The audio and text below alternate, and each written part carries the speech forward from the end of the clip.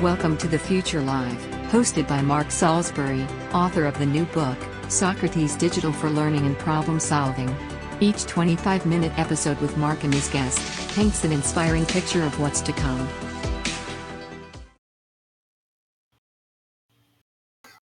Welcome to The Future Live. I'm Mark Salisbury. Jade will be with us today. Why Minnesota in the transit to clean energy. And so before we bring Jade on, that energy senior science policy in climate and energy policy, and her scientific analysis and development of clean energy solutions that will rise economic opportunities for Minnesota. She was appointed by Governor Tim Walz to the advisory counter on, and Jay earned her undergraduate and graduate degrees in geography from Dartmouth College and the University of Minnesota. Minneapolis, St. Paul, named Hamilton, influential people make happen. And with that, I'm going to ask you to welcome Jay Drake Hamilton. Hello. Hello, Mark, and I hope everyone's having a great day. We are in Minnesota, sure, all this. Yep. Okay, now, one of the things we're going to give a bonus to our audience today is we're just history of why, and why is that so? My given first name is Janet. It's a name my mom loves, still loves it, but I never felt like a Janet. But when I went away to college at Dartmouth College, my friends gave me the nickname of Jay. I love it, and I've used it professionally since. Here first, where we broke the big mystery. So let's go ahead to that first question, and we'll just get right to it. It's around why is Minnesota becoming a leader in economy? What's up? All right, so Minnesota is at the cutting edge now. We're making a bold, leading the nation transition to clean energy to address climate change. And we're more advanced than any other state in the nation. And that's because of what largely came to fruition in 2023 last year. So the state of Minnesota started adding to the investments in climate action and clean energy in Minnesota after the U.S. Congress finally in 2021 and 2022 passed two of the biggest, most historic climate bills ever done in anywhere in the world. And so in 2023, the Minnesota legislature passed a requirement that all the utilities in Minnesota get 100% of their electricity from carbon-free sources by 2040. This law was passed and signed into law by Governor Tim Walz on February 7th last year.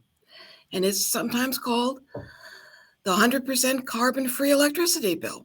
And it all has to be done by 2040. So it sounds like Minnesota just had opportunity provided by the opening of federal in this area. We just jumped on it. Is that kind of? Yes. But then the Minnesota legislature went on because they'd only been in session for 1 month. And they still had 4 months left. And the first thing the Minnesota legislature did was to take our advice at my nonprofit, nonpartisan company called Fresh Energy. They took our advice because for several years we were watching these Biden administration laws, the bipartisan infrastructure law, and the Inflation Reduction Act. And we said, well, those bills all talk about moving large investments of federal money to states that want to take action. And we read the bills carefully, the laws carefully, and what they said was most of that movement of money was contingent upon every state having a little, usually a small matching grant that showed that the state had some skin in the game. Like the state was very enthusiastic about clean energy and climate action. So we went and started talking to legislators in 2021 and 2022 and said, we need Minnesota to be ready to make those matching grants, to put together some money. And finally, in 2023, the legislators agreed, and they put together a big chunk of money for matching grants.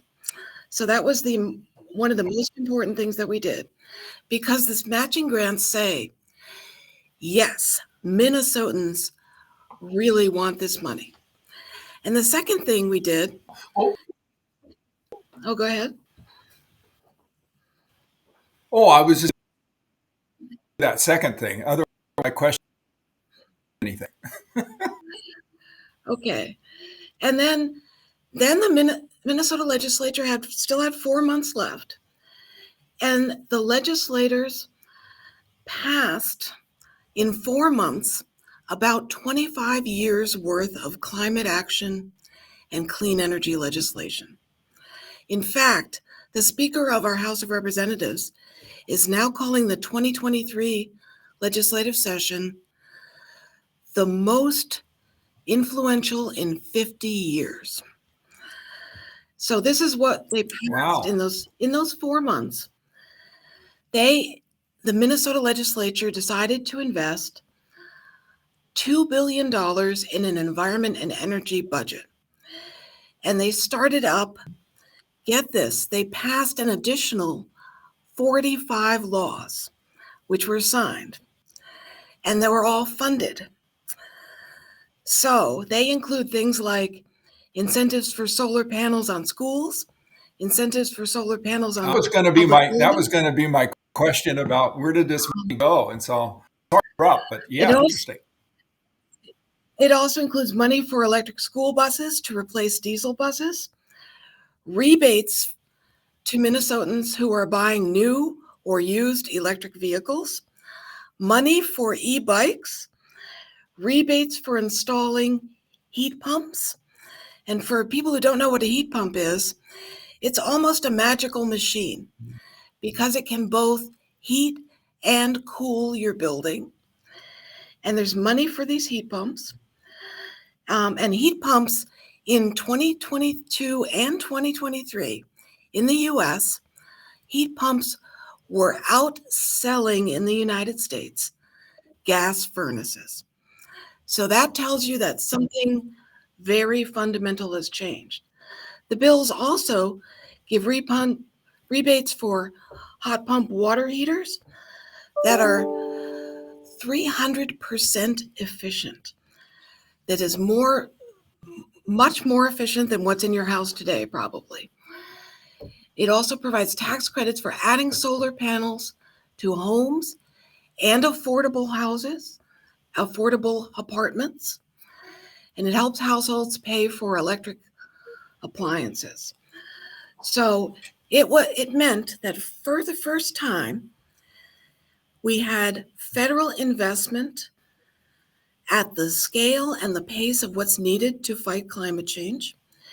And coming from the bottom up, Minnesota was also making these big investments. So it's now, this is the time I've been more optimistic than I've ever felt that we have the money and the know-how and most of the technologies we need to begin very rapidly fighting climate change and slowing it down. Great news. Wow. So that's, of course, what all the investments, right? Clean energy. So any estimate we actually get behind these things, plans and stuff, how big an impact this have? on climate change? Yes, and study after study done by a number of academic institutions all over the country shows that what President Biden signed into law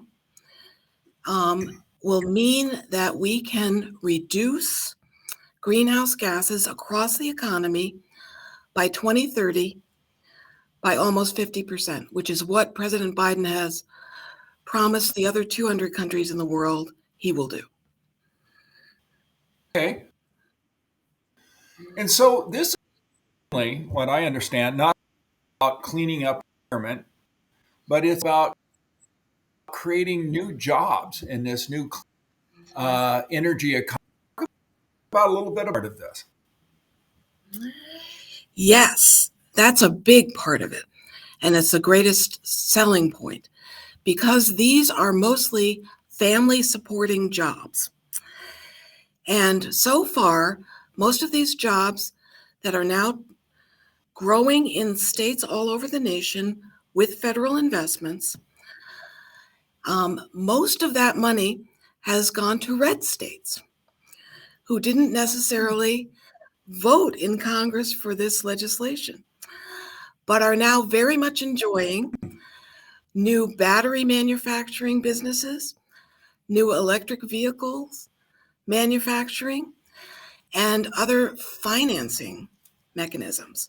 So the beauty is the new jobs that will be growing up as a result of this national investment and then the Minnesota investment are going to range anything from accounting, finance businesses.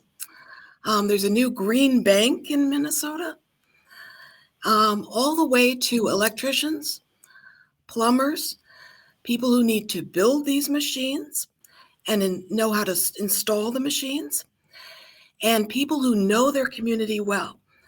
One of my favorite parts of the laws passed by the Biden administration and signed into law are this program called Justice 40.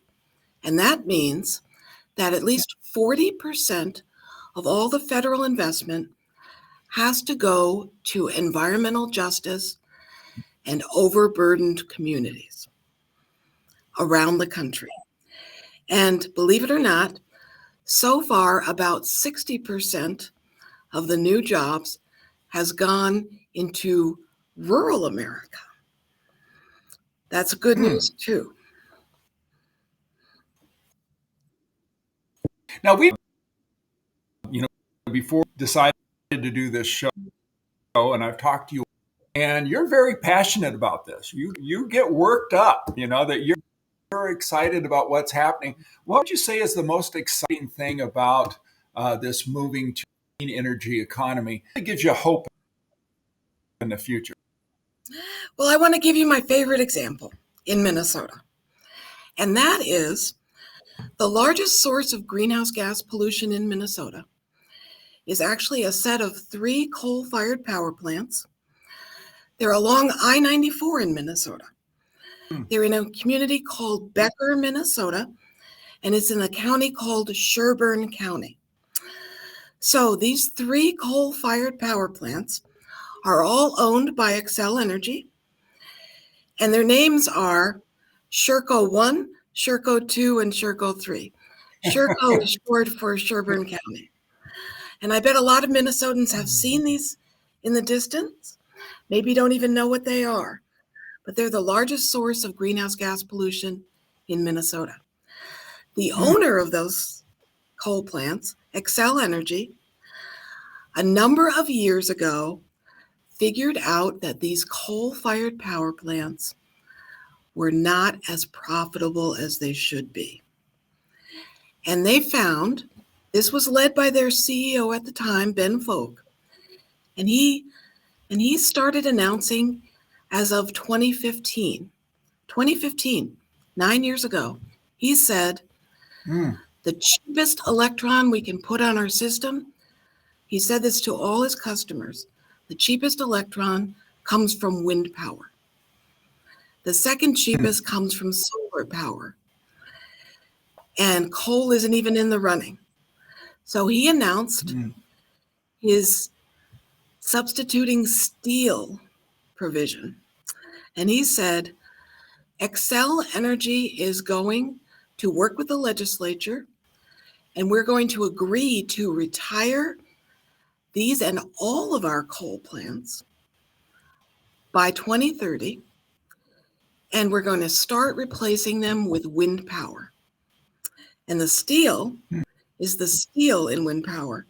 And that's particularly resonant with Minnesotans, because if you've been to northern Minnesota, you hear about the term the Iron Range of Minnesota, which is a set of taconite mines that produced much of the iron in the United States from Minnesota. For instance, they helped us win World War II. So that's a very big source of pride.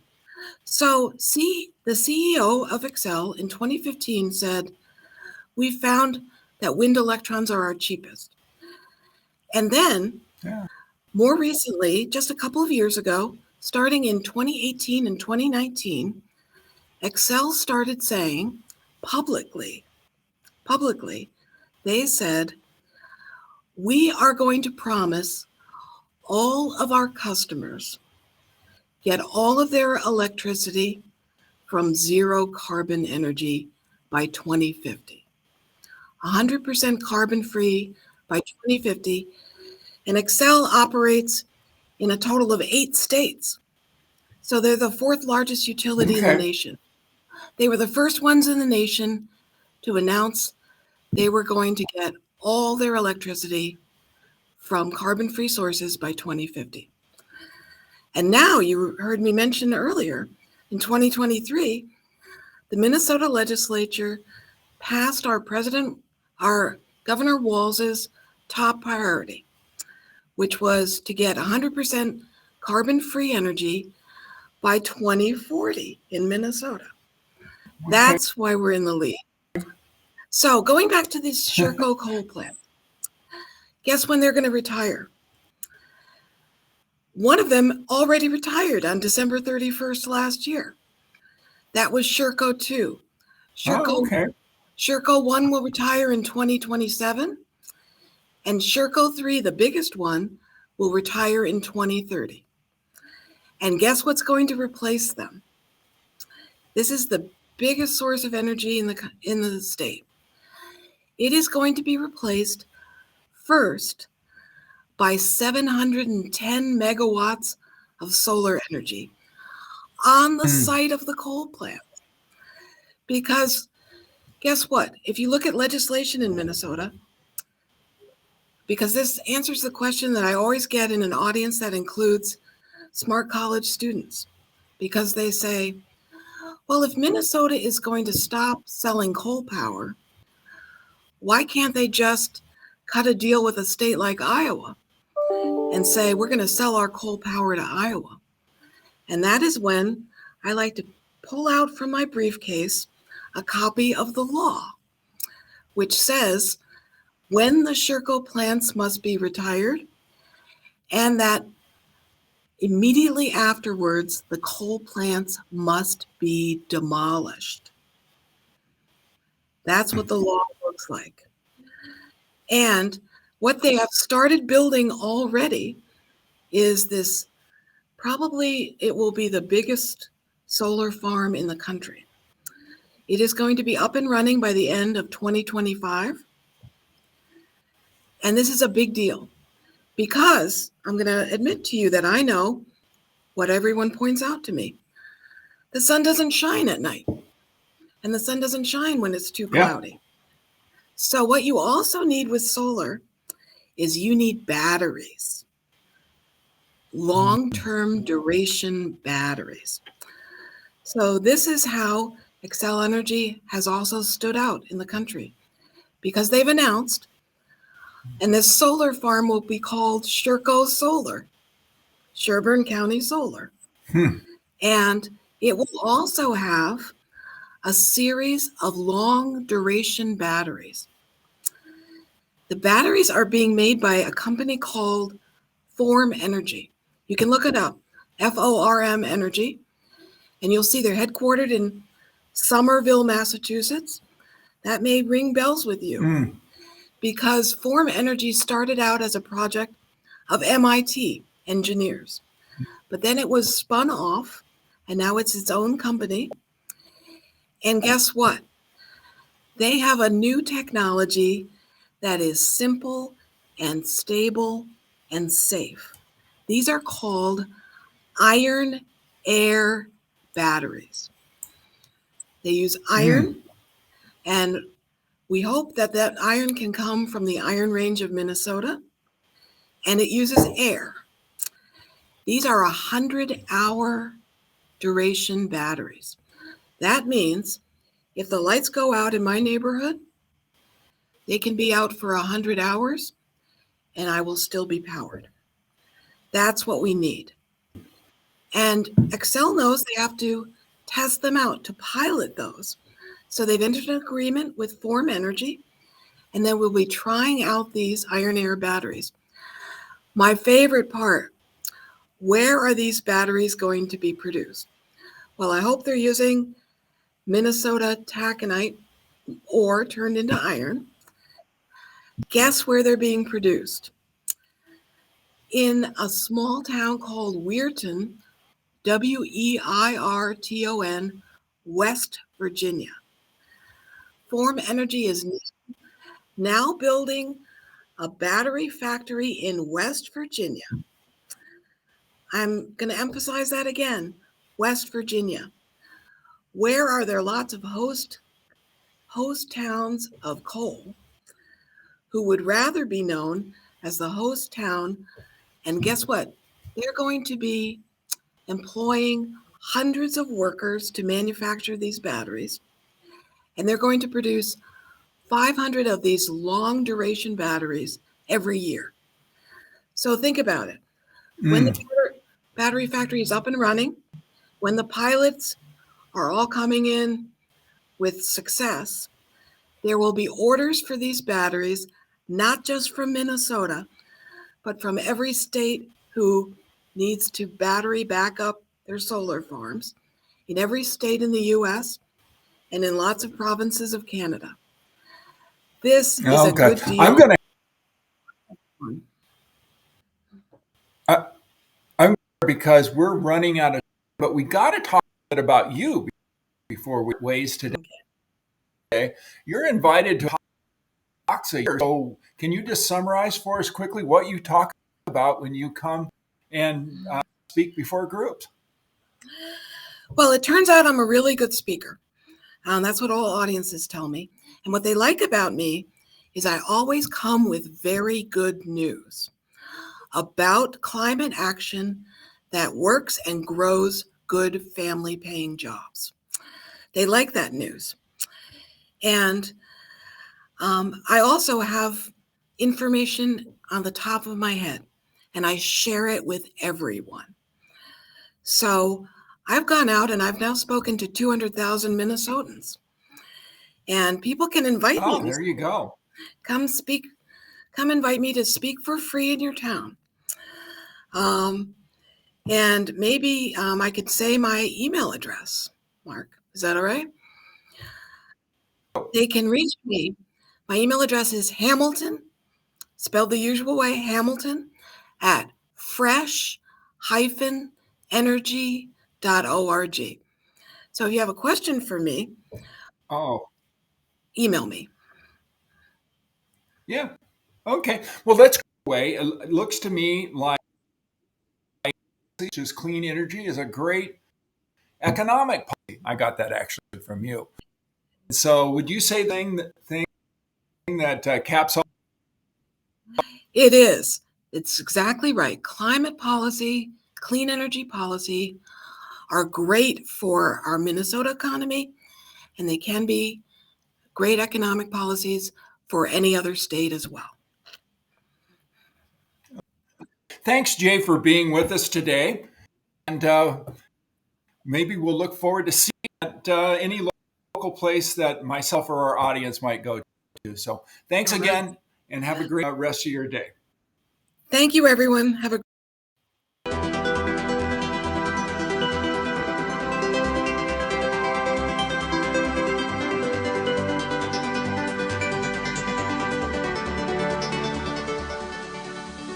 You can find previously broadcast episodes of The Future Live in video and podcast format on www.marksalisbury.com. In addition, YouTube has a channel for video episodes of The Future Live. And Apple, Spotify, and Google host podcasts of The Future Live.